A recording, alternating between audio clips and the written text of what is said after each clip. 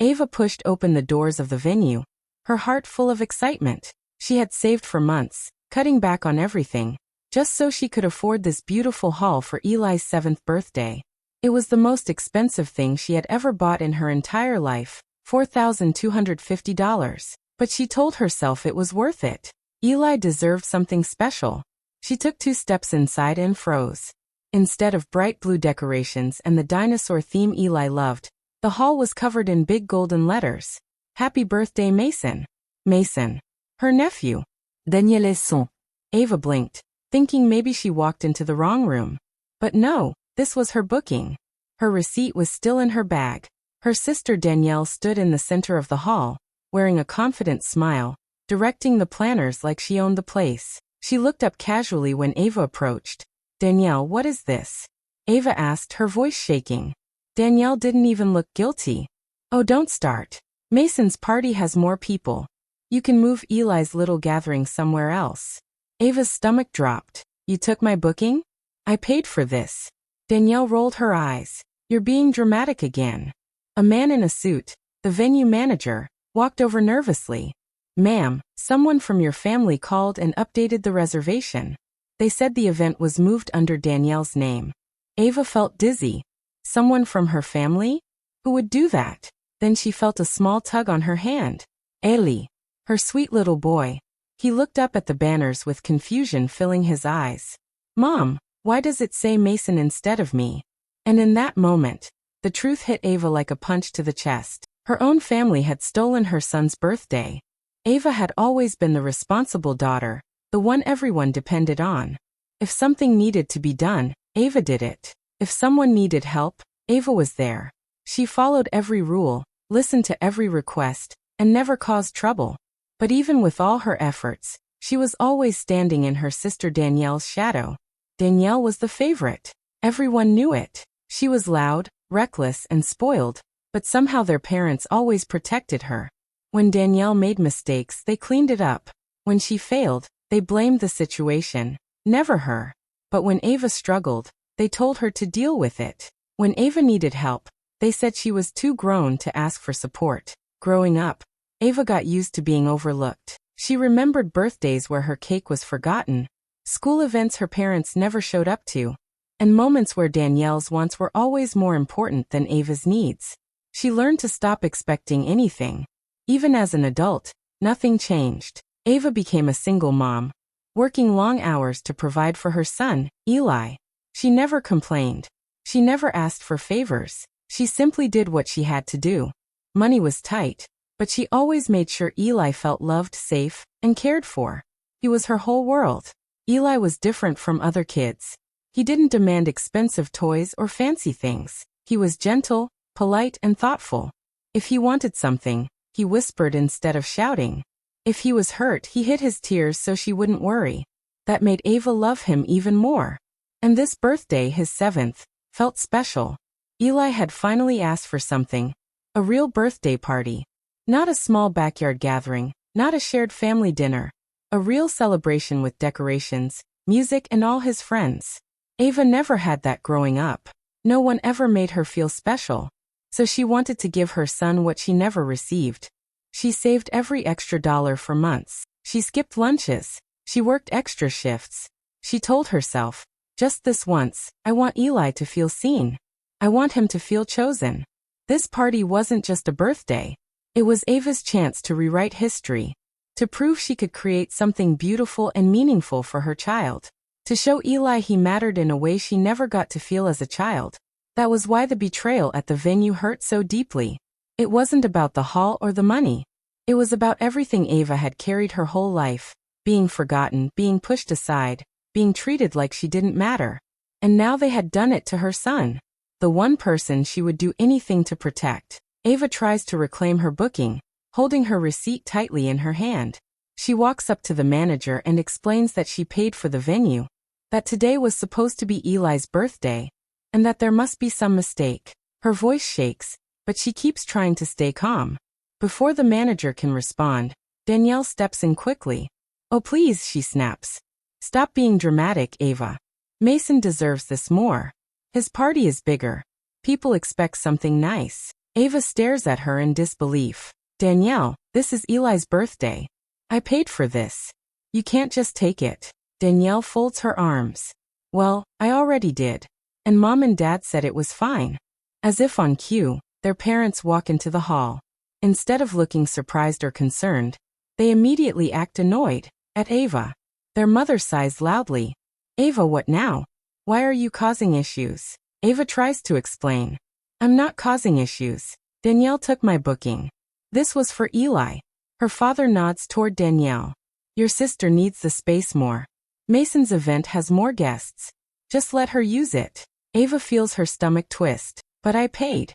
Her mother cuts her off sharply. Ava, you always make everything a problem. Just be flexible for once. Do Eli's party in the backyard like you always do. Backyard. Like she and Eli were some afterthought. Like her son didn't deserve anything special. Ava opens her mouth to argue, but she suddenly hears a small sound behind her, a shaky breath. Eli. He had walked in quietly, holding the small birthday hat she bought him. He must have heard everything.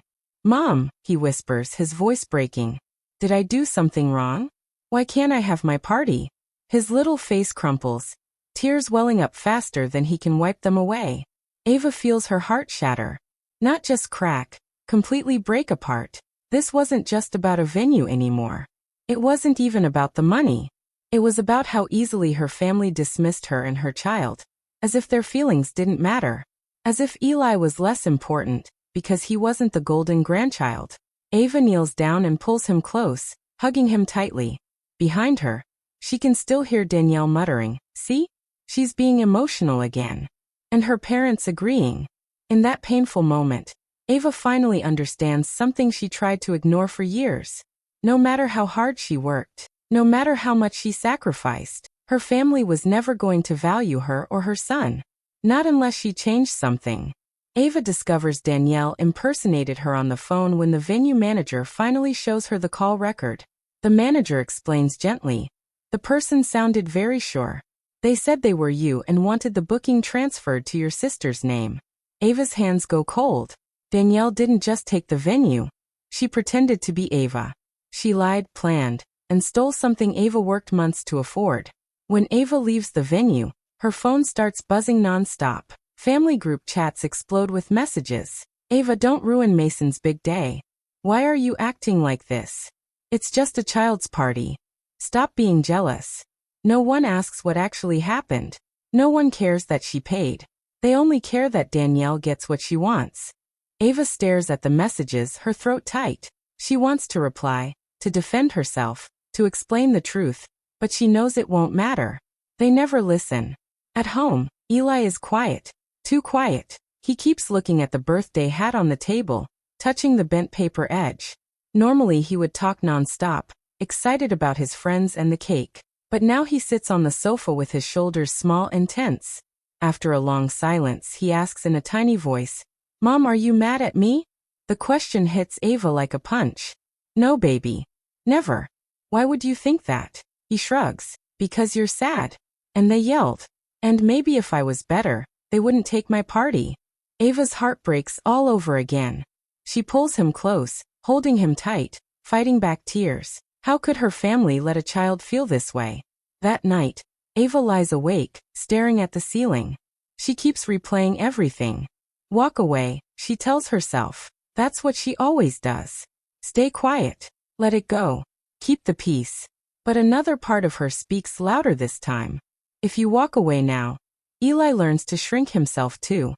He learns that people can hurt him and he must stay silent. Ava feels anger rise. Not wild anger, but the kind that comes from years of being used, ignored, and pushed aside. The next day, she tries to talk to Danielle again, hoping maybe there's a small chance to fix things without fighting. But Danielle barely lets her speak. For God's sake, Ava, she snaps. Stop being so selfish. Ava blinks. Selfish? I paid for that venue. And I made better use of it, Danielle interrupts. Mason's party is bigger. Why can't you be happy for someone else for once? Ava's jaw tightens. This was for Eli. Oh please, Danielle scoffs. You're making this all about you. Like always. Ava feels her chest burning. Always about her? She spent her whole life giving, supporting, stepping aside. When she tries to explain how much Eli was hurt, her parents step in. Her mother folds her arms and says, "Ava, honestly, you're too emotional. It's not that serious." Her father nods. "You're blowing things out of proportion. Let it go. Let it go. Like always. Like Ava and her son don't matter." Danielle pushes again. "Just do the backyard. Mason's party is tomorrow. Don't ruin it." Ava looks at all of them, her sister, standing entitled and smug, her parents, standing behind her like she's the princess of the family. And she suddenly sees it clearly. This was never about the party. This was about power. About control. About them expecting Ava to stay small so Danielle could stay big. Something inside Ava breaks, but not in a weak way. It breaks open. It frees her. She straightens her shoulders. "I'm done," she says quietly. Her family stares at her. "I'm done letting you disrespect me. And I'm done letting you hurt my son." For the first time in years, Ava feels her voice grow stronger, steady, calm, and full of truth. She won't let this slide. She won't walk away. Not this time. She will stand up. She will fight. She will protect Eli, even if it means standing alone. Because she finally understands. Her family may never value her or her child, but she can value herself. On Mason's party day, Ava walks back into the venue with a folder in her hand. Inside it are all the documents she needs, payment receipts, confirmation emails, and the original contract with her name on it. Her heart is beating fast, but she feels steady. She is doing this for Eli. The hall is packed, guests are chatting, balloons are everywhere, and the music is loud. Danielle stands at the center, smiling proudly like nothing is wrong. When she sees Ava, her smile drops. "What are you doing here?" Ava doesn't shout. She simply hands the papers to the venue manager. "This is my booking. I paid for this space. The changes were made without my permission." The manager frowns, flipping through the documents. Guests nearby start whispering. People look around, confused. Danielle tries to laugh it off. Ignore her. She's just jealous and trying to ruin Mason's day. But the manager doesn't ignore it. His face grows serious. These documents are valid. And the signature on the change request form does not match Ava's. A murmur spreads through the room. Ava stands still. She is done being silent. The manager raises his voice. "I'm shutting down this event immediately. This booking was fraudulently altered." Guests gasp. Parents start grabbing their kids, unsure what is happening. Decorations begin to come down as staff move in to clear the hall. Danielle explodes. "You can't do that.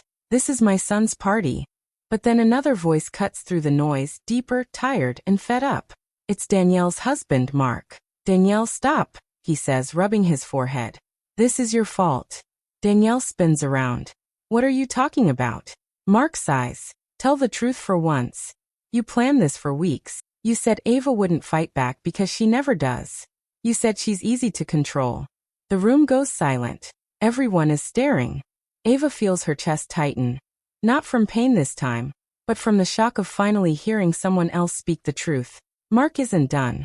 And tell them who paid for half of this party," he says coldly. Danielle freezes. "Mark don't." But he continues anyway. "Your parents helped. They gave Danielle money even though they told you they were struggling, Ava. They knew she stole your booking." Ava's breath catches. Her own parents funded this? The same parents who told her they couldn't lend her a single dollar had paid for this stolen event? Gasps fill the room. People shake their heads. Some guests walk out, embarrassed to be part of the mess. Danielle finally snaps. She starts screaming at Mark, at the staff, at anyone near her. She accuses everyone of ruining her day, her son's day, her life. She throws decorations, cries loudly, and blames everyone except herself. Mason, confused and frightened, hides behind his father.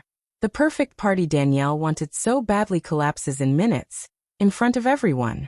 Through all of it, Ava stays calm. She kneels beside Eli, who has been quietly watching everything. "Are we leaving?" he asks gently. Ava smiles and nods.